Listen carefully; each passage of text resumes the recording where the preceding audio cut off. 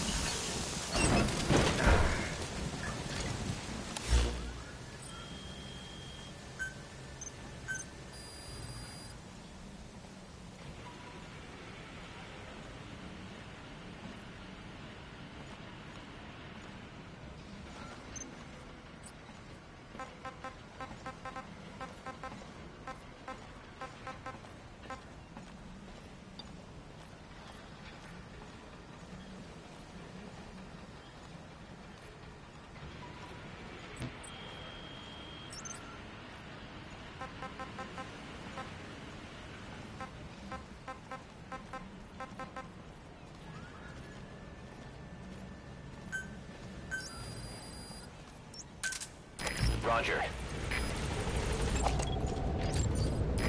This is Pequod.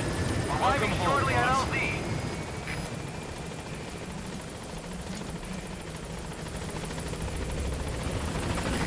This is Pequod. On station at LZ.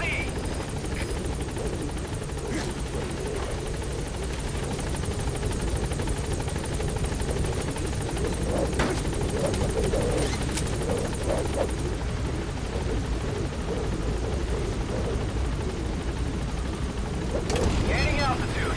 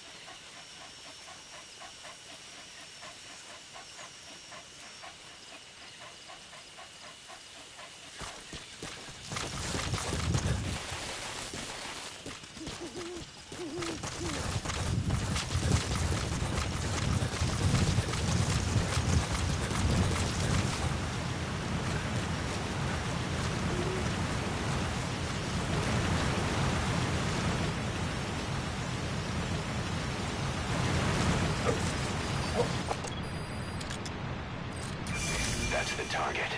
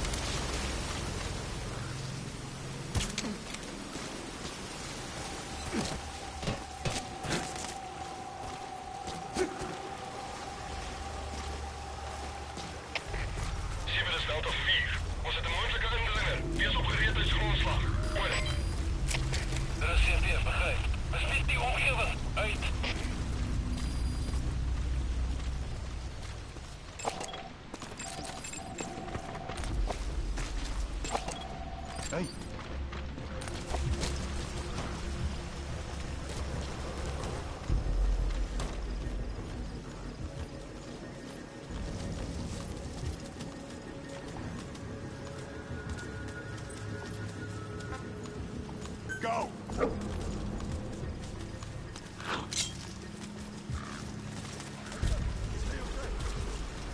Huh?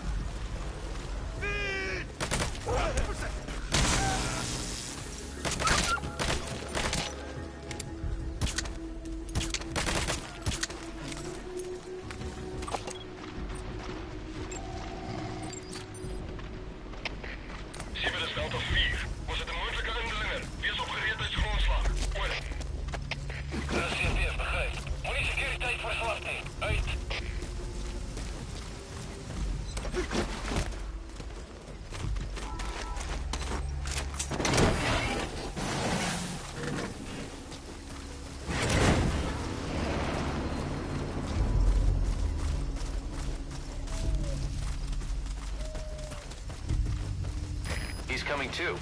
Roger that.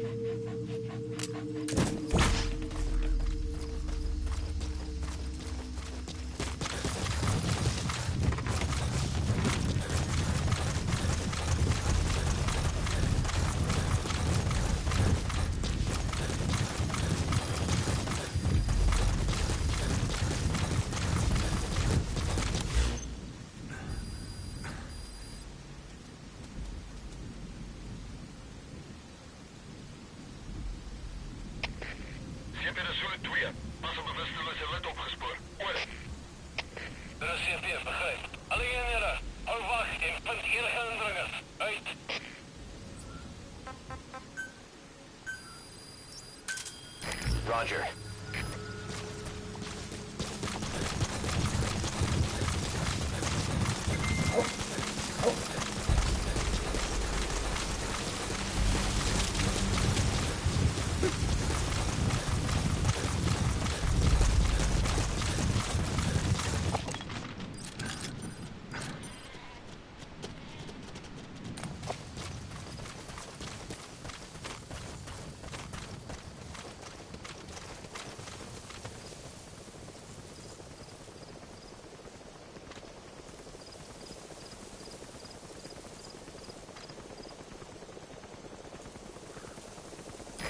This is B-Quad. Arriving shortly at LZ.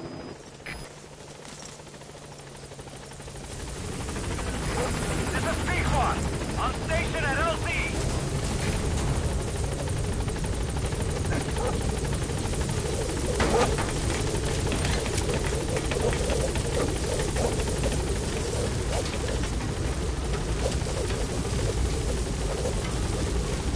Gaining altitude.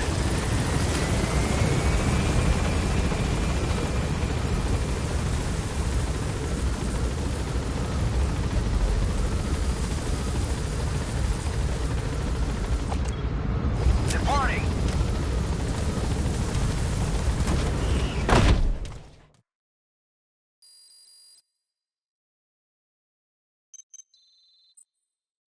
Good. He captured it alive.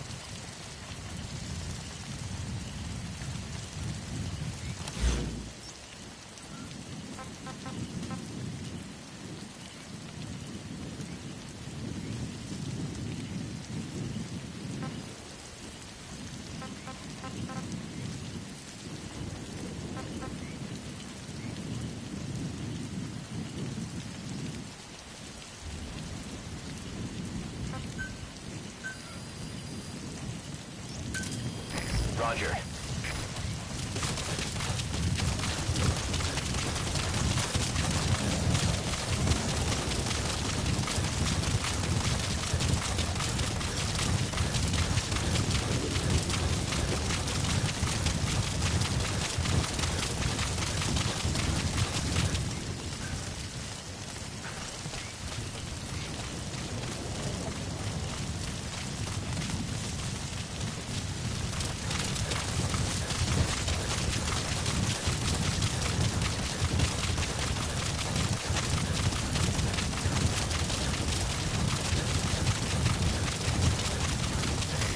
This is B-Squad. Arriving shortly at LZ.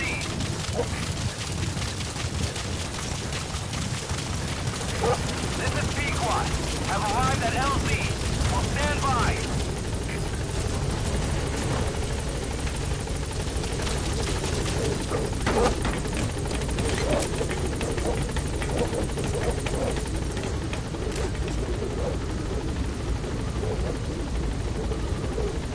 Gaining altitude.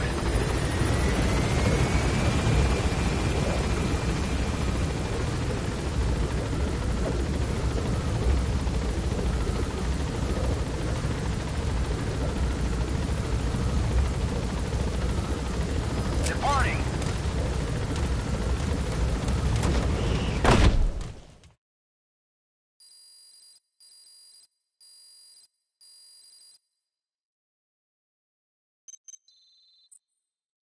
Good. We captured it alive.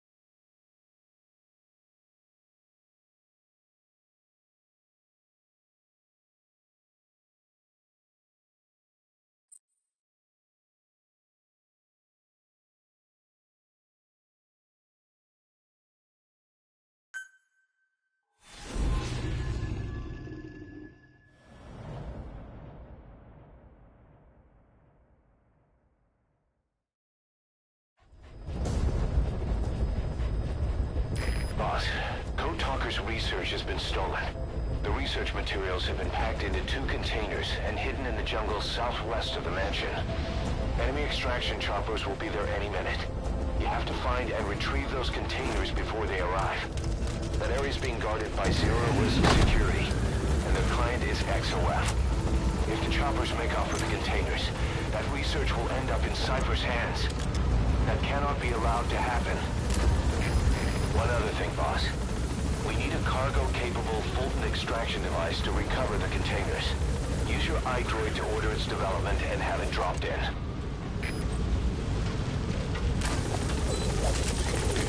Be careful down there, boss.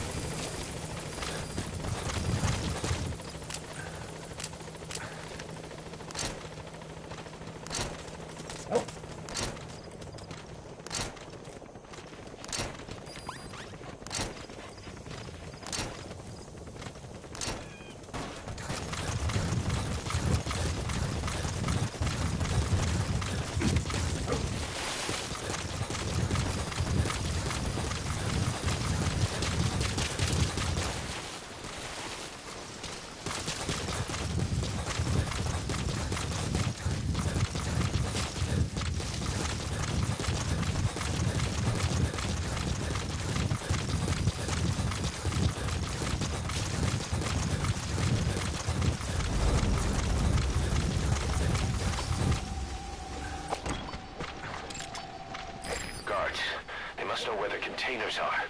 If you can just squeeze it out of them.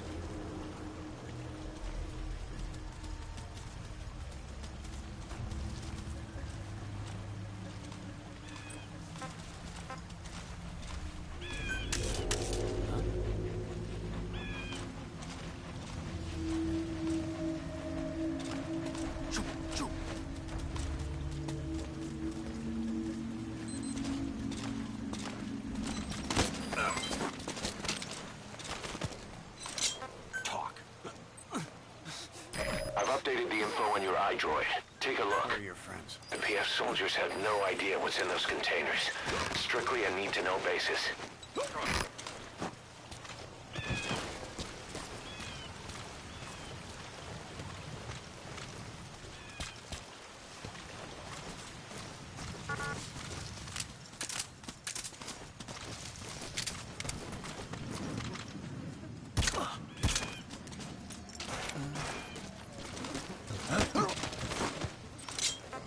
Speak.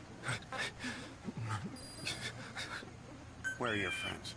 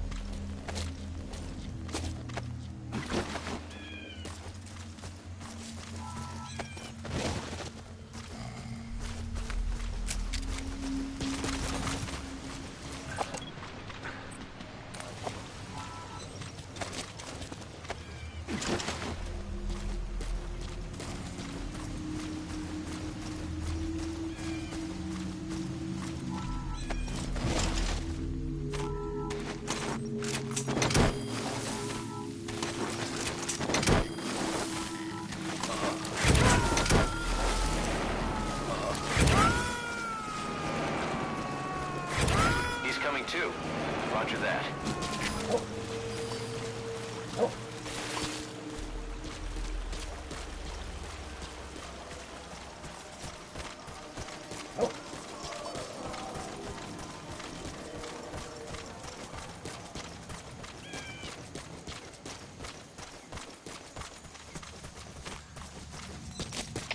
Alle eenhede, speciale waarschuwing. Verdedig jouw posities. Uit. Boss, looks like they're stepping up security around the targets. Watch yourself.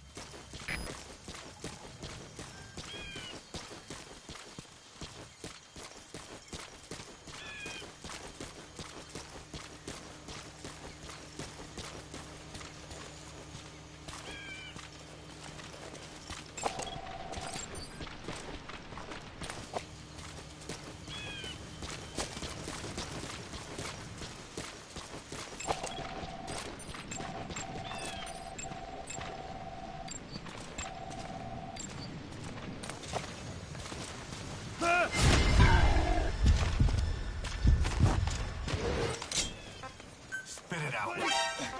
Where are your friends? Alles gespannen, das seht ihr. Ons is in volle contact met vijandige maag. Alle eenhede bereid voor aanval.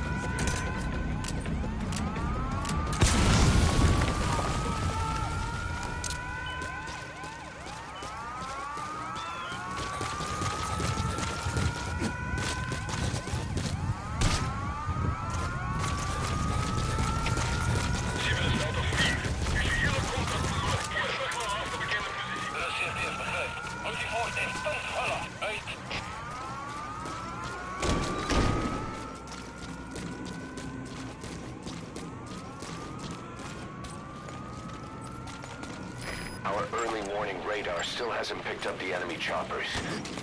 But it's only a matter of time before they arrive. Spit it out. Where are the others?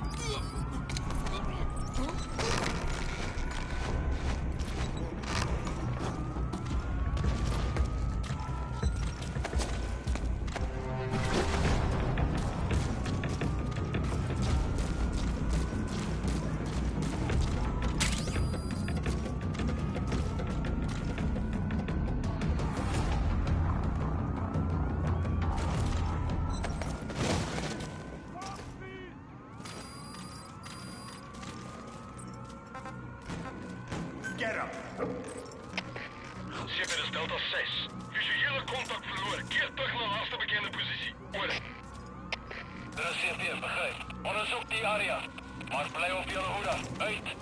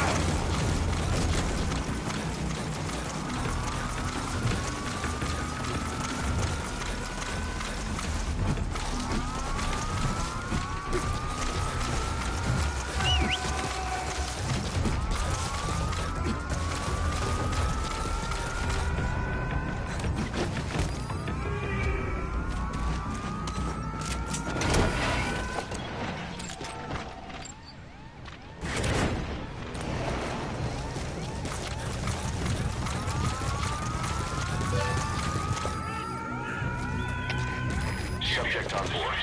Leave the rest to us. Er is hier tegen. En zo weer uitkijken voor enige beweging. Uit.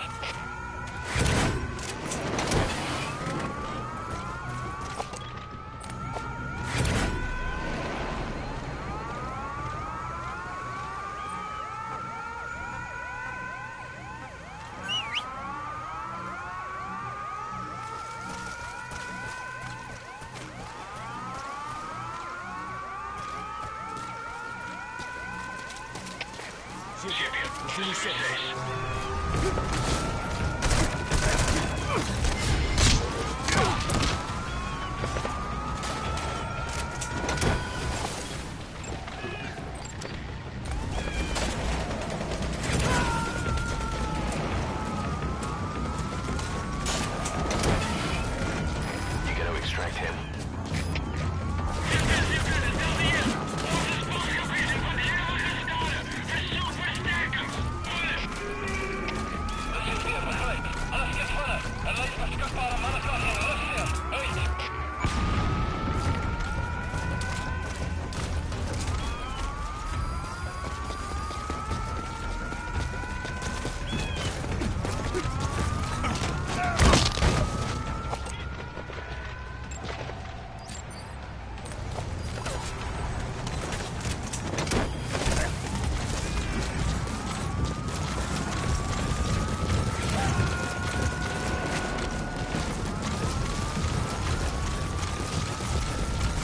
Subject on board.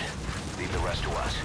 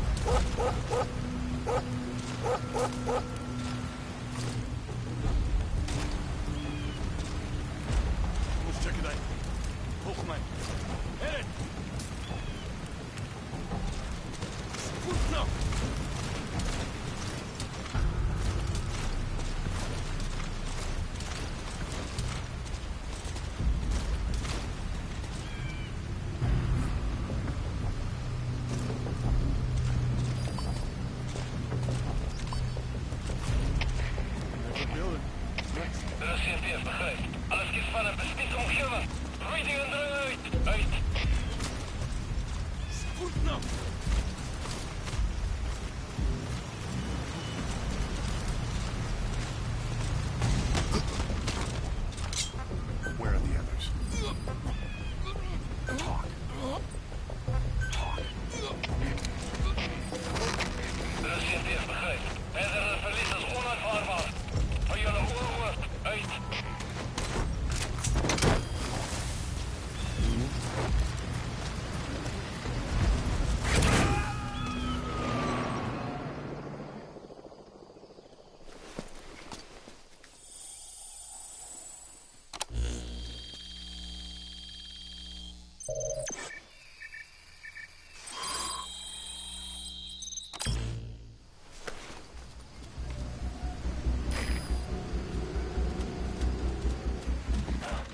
extract him.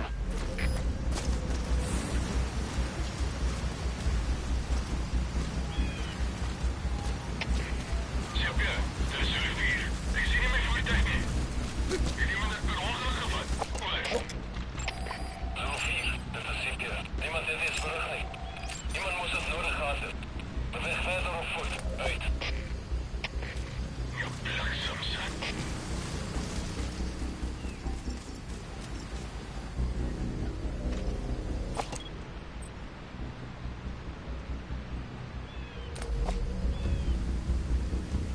Okay, okay. CP, dis Delta 1. Bedreiging in die gebied.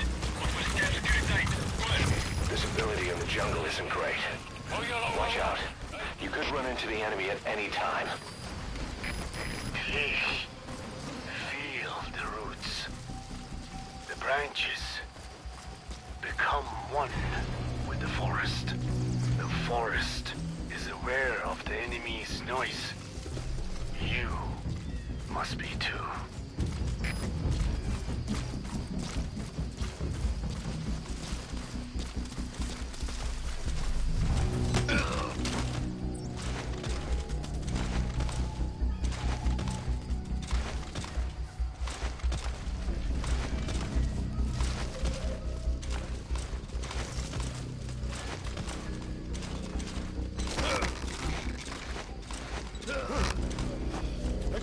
Stay okay.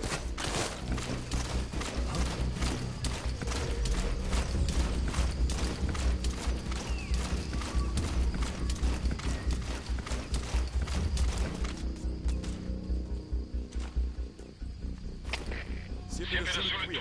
Verdachte insig. Ons gaan ondersoek instel. Oor. Dit is CP, begryp. Wees op jou hoede. Uit.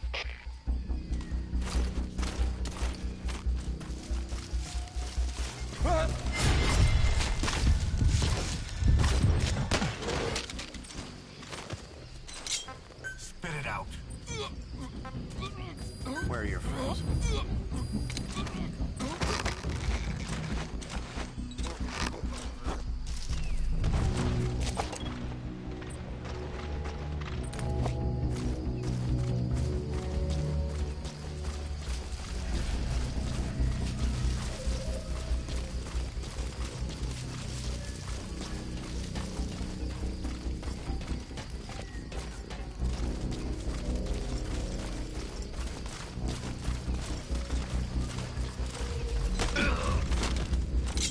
Talk.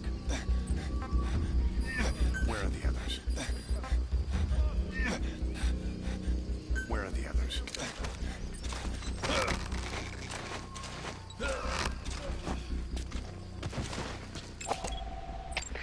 CP, dit is Delta 4. Ek het iets die moeite werd hier. Hoe moet ons voortgaan? Oor. Dit is CP, begryp. Beskerp sekuriteit en wees wakker. Uit.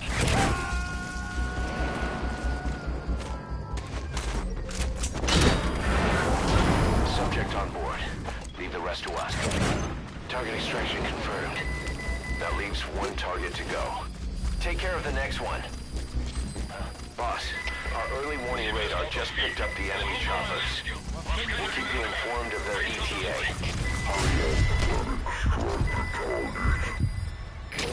You can't go firing on the XOF choppers. If we attack XOF now, it'll be a declaration of war against Cypher itself. That time will come, but it's not now. Staan bij.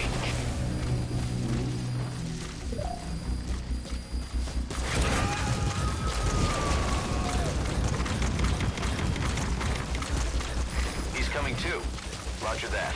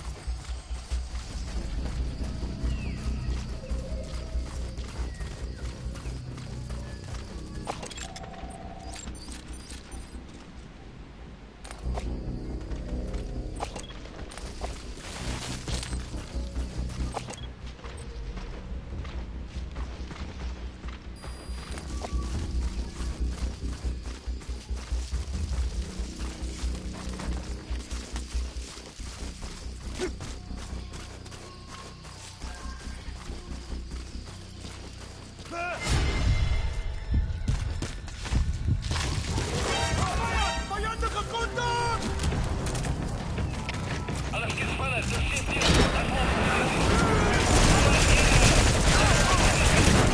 enemy's noticed the target you're on. They'll be looking for you. Hurry up and exit.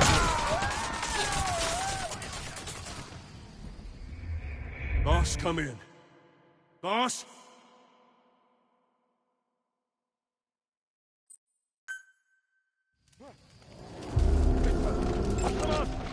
Target extraction confirmed. Take care of the next one. Boss, our early warning radar just picked up the enemy choppers. We'll keep you informed of their ETA. Hurry up and extract the target. You can't go firing on the XOF choppers. If we attack XOF now, it'll be a declaration of war against Cypher itself. That time will come, but it's not now.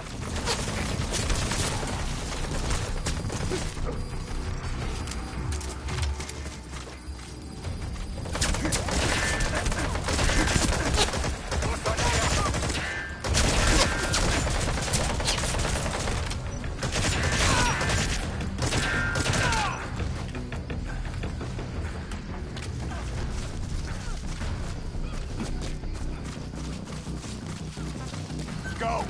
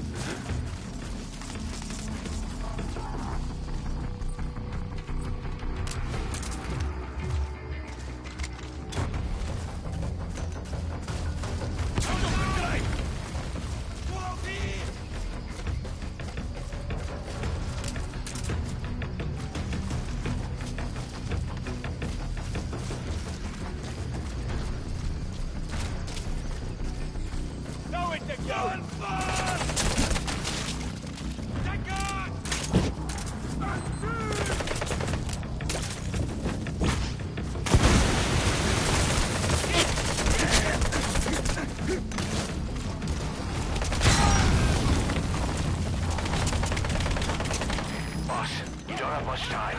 Move!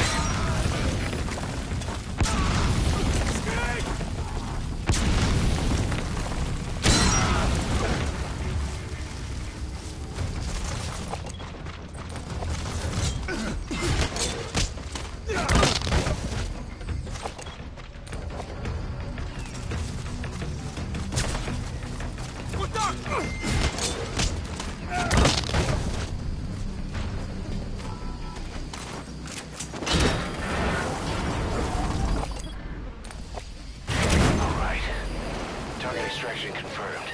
We've avoided the worst possible outcome. Exfiltrate the area.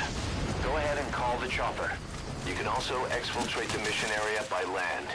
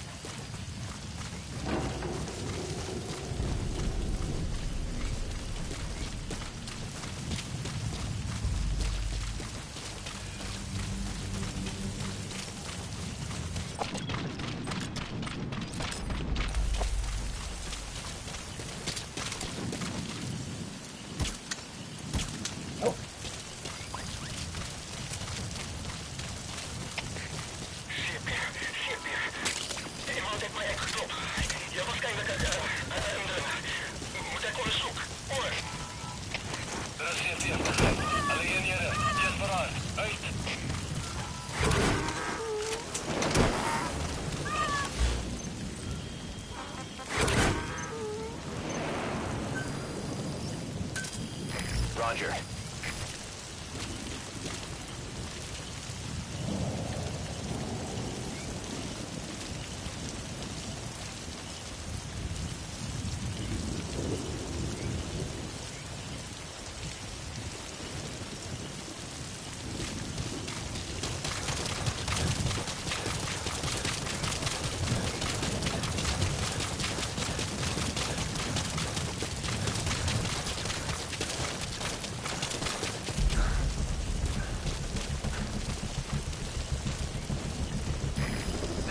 squad.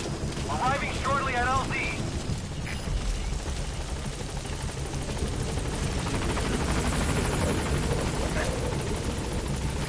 This is Pequod. On station at LZ.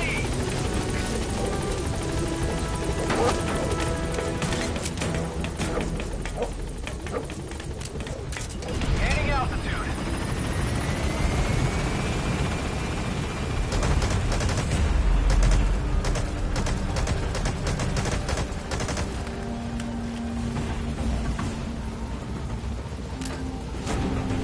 Departing.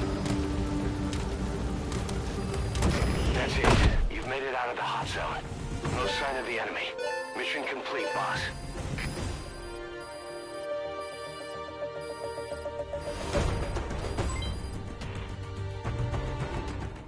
Mission complete. Great work.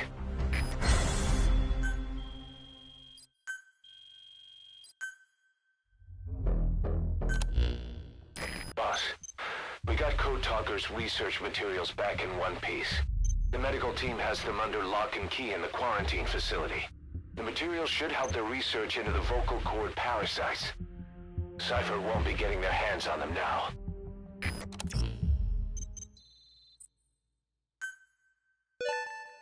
Good. You captured it alive.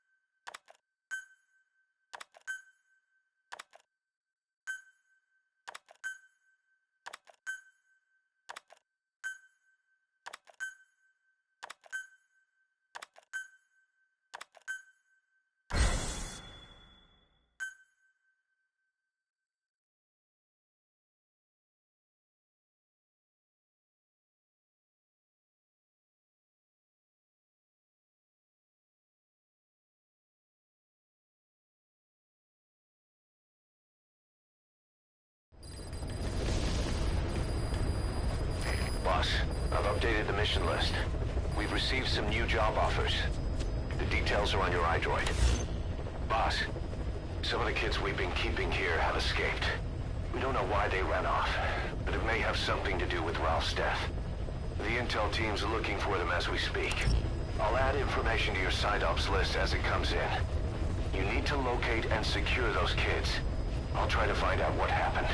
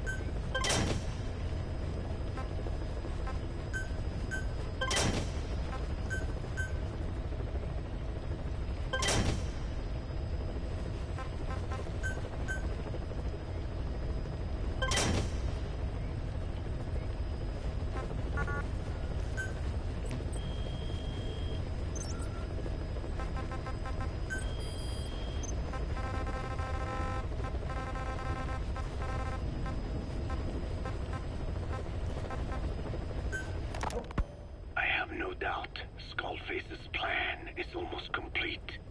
At that point, I will no longer be of use to him. I must leave behind this record at least. A record of how the ancient vocal cord parasites became these abominable ethnic cleansing parasites. I believe he has two purposes for the ethnic cleansing parasites. The first, as their name suggests, is ethnic cleansing. This conflict between East and West that envelops the world will not last much longer. Once the Cold War ends, and the weight of America and the Soviet Union is lifted away, the ethnic conflicts they kept suppressed will all rise to the surface. It is not difficult to imagine that the radical sides will begin cleansing their adversaries. But what if an ethnic cleansing parasite matching the language of the aggressors were to be unleashed? The aggressors would be washed off the earth. At the very least, the idea that retaliation could eradicate your people would prove a powerful deterrent. The second purpose is the Englishization of the world. To cipher the organization, this is probably their main use. Man thinks in words, or rather, words are man's very means of thinking. If you erase a word representing some concept, the concept itself disappears from the world. Nishone means beautiful in Navajo, but the image that comes to mind when we say Nishone differs from the Blagana's beautiful. An azure sky, a rolling landscape, lush greenery. The meaning we place in Nishone has its roots in Diné culture. If we lose the word Nishone, the images of our beautiful homeland would be washed away into oblivion along with it, just as Orwell indicated years ago. Cypher, being based in America, is pushing Englishization for this very reason. Suppose all 5 billion people on this planet come to read, speak, and think in English. Their wills could also be streamlined under English. Cypher's control would be all the easier. Economic governance would progress in leaps and bounds. The ethnic cleansing parasites would be a great aid in accomplishing this goal. There is no need to destroy every language besides English. All they need to do is weaken other dominant languages competing with it. Russian, Chinese, Arabic. If people know they risk their lives speaking such languages, they will flock to the lingua franca that is English.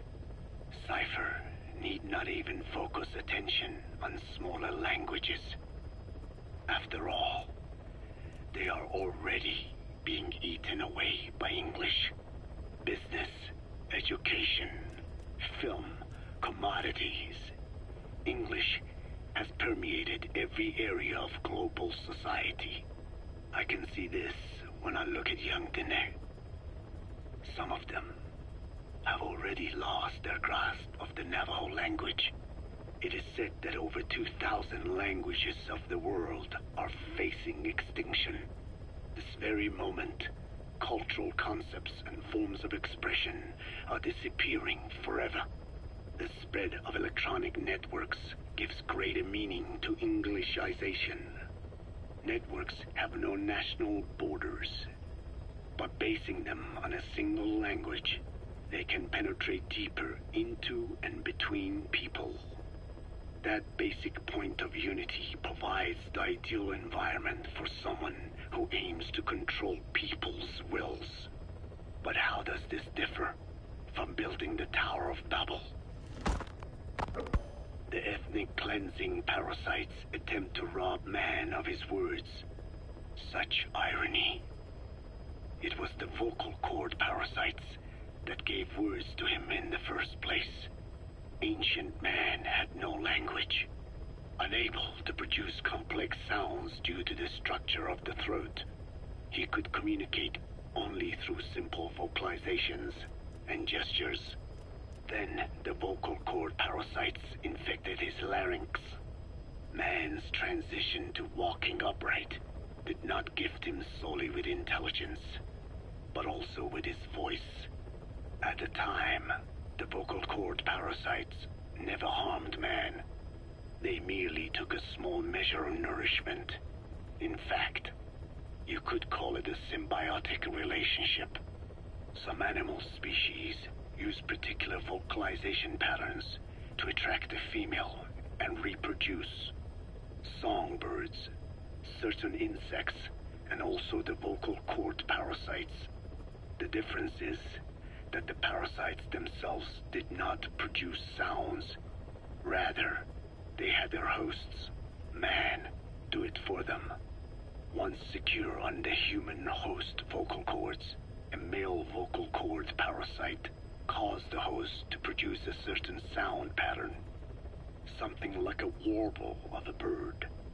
Meanwhile, females parasitizing other host pharynxes need only wait. Upon hearing the sound pattern of an attractive mate, they would manipulate their hosts into making contact with the person it came from. The female traveled through his host's saliva to the other host's vocal cords, where the male was waiting and the pair copulated. We can only imagine how the female manipulated his host, but it was probably through smell. Smells traveled directly to the limbic system via the olfactory cilia in the nasal cavity. Volatile compounds released by the female would stimulate the limbic system, which controls instincts, making the host feel amorous. This kind of sexual selection naturally led to competition between the male parasites. Males that had their hosts produce sounds perceived by females as more attractive succeeded in copulating and producing offspring. Evolutionary traits caused by sexual selection are curious. The peacock's feathers, the mannequin's dance, the firefly's luminescence pattern. Even with courtship behaviors that are not advantageous to survival, those individuals that excel in them produce offspring, and it escalates with each generation. The same was true of the vocal cord parasites. Courtship vocalization rhythms and intonations became more sophisticated, and in order for man to produce such sounds, they had to alter his vocal organs. By lowering the position of the larynx and developing resonating chambers, they enabled more complex pronunciations. But that was not all. The vocal cord parasites activated a transcription factor that would later control man's language ability. A protein that, due to its appearance, is called forkhead box protein P2, or FOXP2. Activating this transcription factor led to the development of brain function capable of creating sophisticated frequency changes. This was the pinnacle of the vocal cord parasite's prosperity. However, this sophisticated pronunciation control was too useful for man to ignore. Once human sexual activity ceased to be only seasonal, and having lost pigment-based sexual characteristics, distinctive vocalizations became the most effective means for humans to attract mates as well. Combined with logic pathways hardwired into the brain, or universal grammar, it was not long before advanced communication was possible. This was the birth of language. Luckily for man, it was around this time that a particular retrovirus was circulating. While not lethal, it infected not only man, but the vocal cord parasites as well. It is presumed that this virus removed part of the parasite's DNA and reverse transcribed it into man's reproductive cells. It was a vector, Among the genes it transcribed were the ones responsible for the production of language. The vocal cord parasite's vocalization genes were written into the human genome. The parasites were no longer of any use to man now. Man could use his voice as he pleased, when he pleased, hindering the parasite's courtship vocalizations. Having lost their opportunity to reproduce, the parasites died out, leaving behind only the transcribed genes. The vocal cord parasites were once in symbiosis with man. Its genes even became a part of his. Humans and parasites are extremely close. As such, it will be extremely difficult for man's immune system to eliminate the vocal cord parasites. Even cutting them out will be no simple matter, which is exactly why these ethnic cleansing parasites are such a formidable weapon.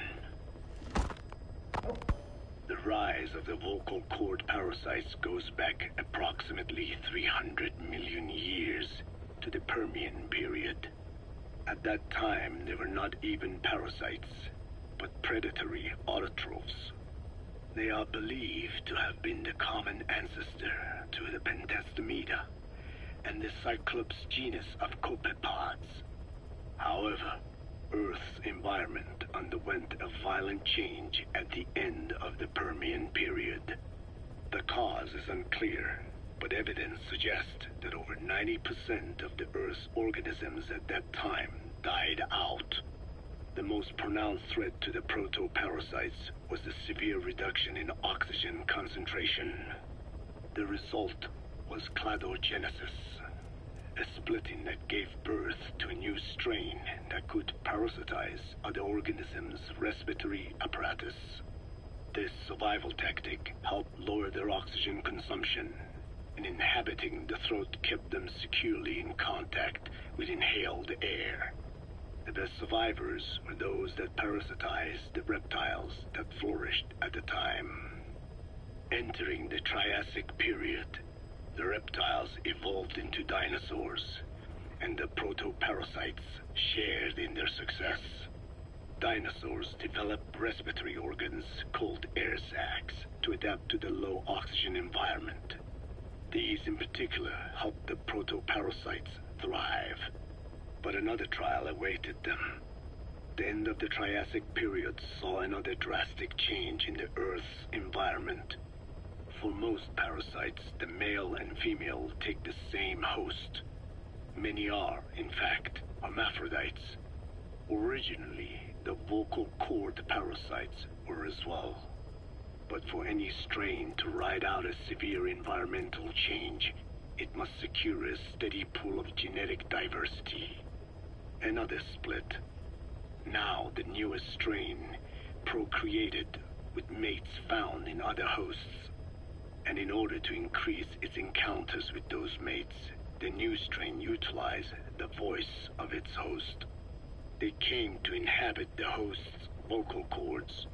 This truly was the birth of the vocal cord parasite. The parasites developed the host's pharynx to form resonating chambers, and used them to produce sophisticated mating calls. The relatively upright posture of the dinosaurs was important in this, because the crooked L-shaped pharynx was more suited to the development of resonating chambers. These developments ushered in a time of great prosperity for the parasites. But for the third time, the parasites had a major hurdle to overcome.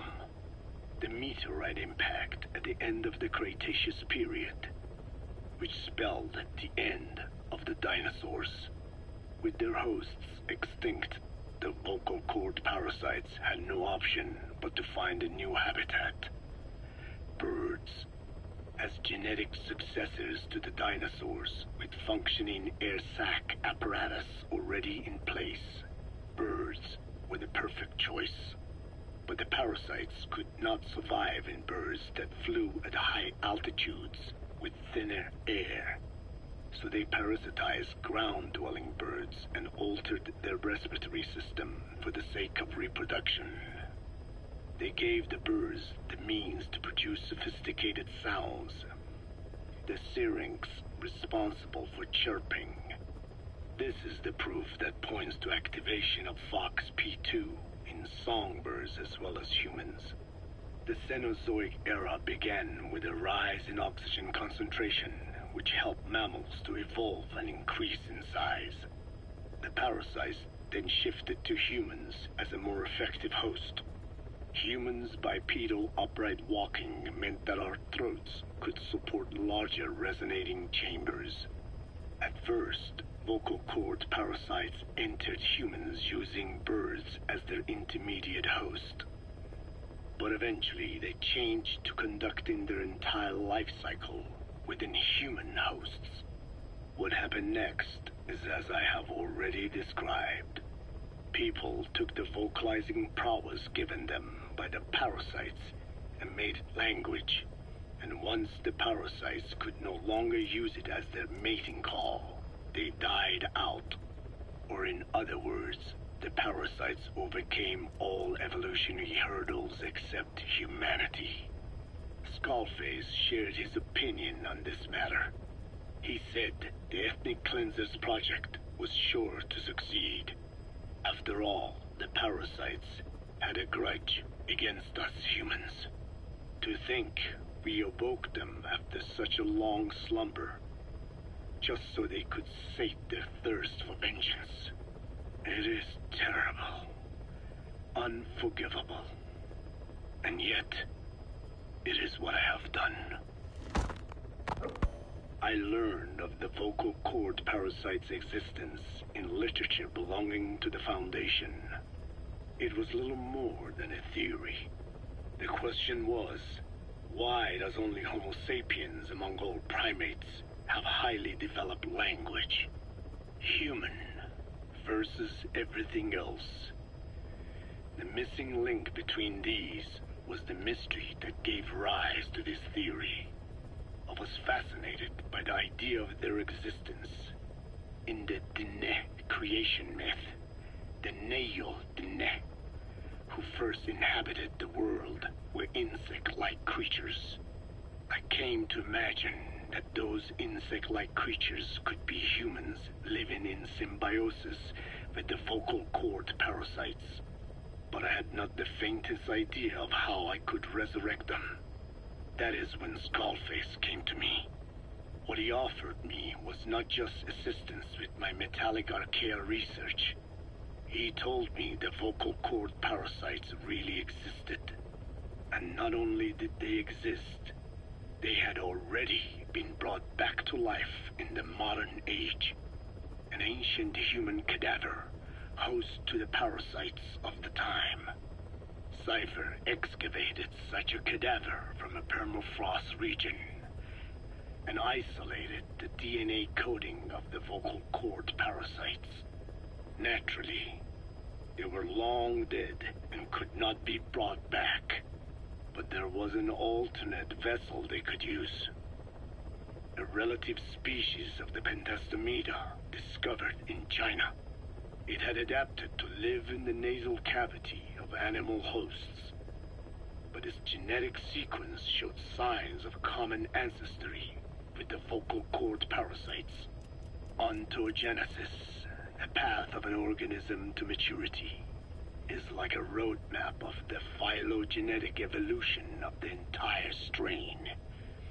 Cypher used this to effect a reverse evolution of the modern parasite and resurrect the vocal cord parasites. They interposed a developmental mechanism to the ontogenetic stage analogous to when the relative species first appeared, the point at which it split from the vocal cord parasites, forcing its evolution down the other path, the vocal cord parasite path. The larvae this produced by the vocal cord parasites, reborn.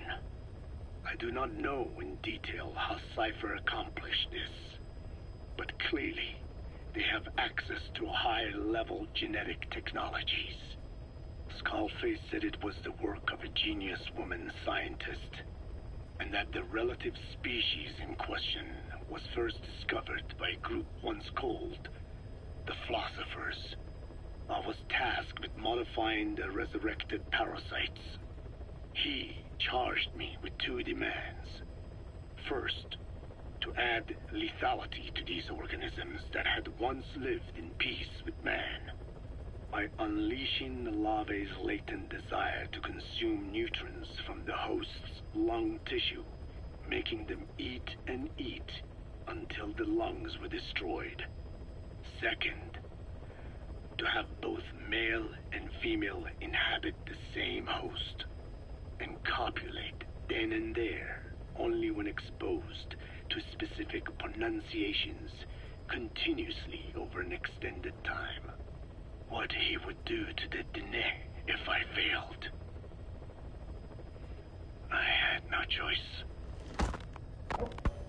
Originally, the ultimate objective of the ethnic cleansing parasite project was the identification of not only languages, but of actual cultures. Language is deeply connected to ethnicity, but many languages are employed by multiple ethnic groups, and confrontation between those ethnic groups is by no means rare. If the cleanser parasites were to be a deterrent against ethnic conflict, they had to distinguish between groups using means other than pure language. The original plan called for this to be achieved by differences in the transmission vector. Each ethnic group has different lifestyle customs and eating habits. For instance, parasites living in shallow water and taken in through the skin could be used to target rice farming groups, or parasites using cows as their intermediate host would be ineffective against cultures that abstain from eating beef. But that is a lofty goal indeed. The current parasites mainly rely on droplet transmission. It would take extensive time to alter the transmission route. I eventually learned that the Ethnic Cleansers project had been shut down. It was Skullface who put it back into operation. But despite that, he told me to forget about the transmission route and just focus on language identification. I do not know why. I understand that the Chinese philosophers who discovered the relative species of parasite originally planned to develop a phonogrammic Alexia parasite. The left temporal parietal region is home to the part of the brain that identifies the phonetic symbols of the English language. They wished to create a strain that would parasitize that region and suppress its literacy functions. The brain area responsible for identifying the logographs of Chinese, meanwhile, is in the left middle frontal gyrus, meaning that even if native speakers of Chinese were infected with the parasite, the literacy would be unaffected. Old and new, east and west, there is no limit to the delusions of those in power. But this delusion threatens to become a reality.